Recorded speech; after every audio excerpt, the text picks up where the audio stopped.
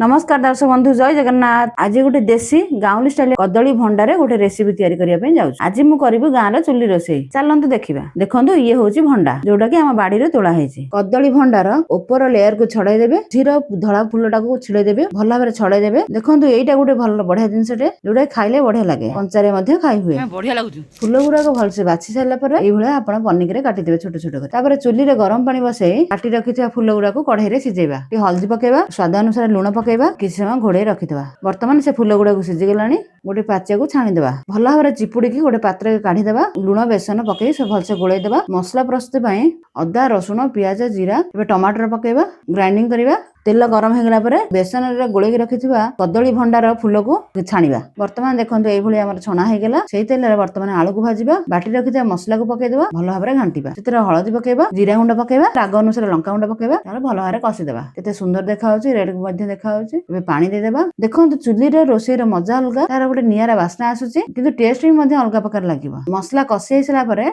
तरकारी फुटिया पई पानी दे देबा। वर्तमान हम तरकारी हे गेला, गोटे ताटिया को गाडी देबा। ए पिलाटे रे हाथ रंधा हई मत जे थी दिलानी ना ना ना ना